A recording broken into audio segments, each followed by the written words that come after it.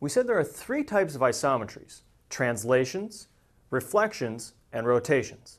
When you put two or more of those together, what you have is a composition of transformations. So basically what you're saying is you could translate something and then reflect it, and that would be a composition of transformations. So let's look at what translating point A according to these two ordered pair rules would actually be equivalent to. So our first one, we have xy maps onto x minus 2 and y minus 7. So to get an idea, let's just pick a point A anywhere on our ordered plane. So let's say point A is right here, and that is at 1, 2, 3, 4, up 1, 2, 3, 4. So point A is going to be at 4, 4. So when I perform my first translation, which I know because we're adding and subtracting from y and x minus 2, well, 2 minus 4 is 4 minus 2 is 2. So we know that our A prime, which I'm going to write right here, A prime will be at 2. And from 4, I need to subtract 7. So that's going to be at negative 3. So I'm going to go over 2 and then down 1, 2, 3, and that will be my A prime. We performed our first translation.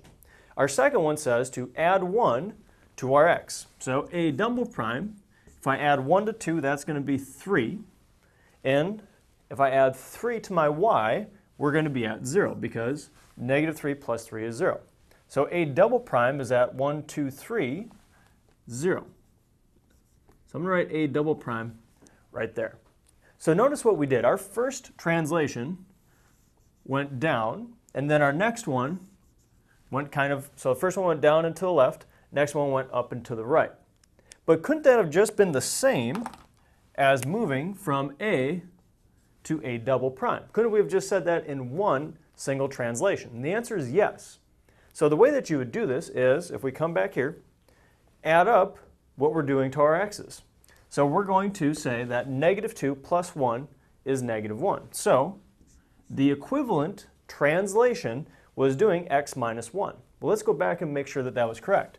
If we started at 4, and A double prime is at 3, 0, then yes, 4 minus 1 is 3, so it checks out.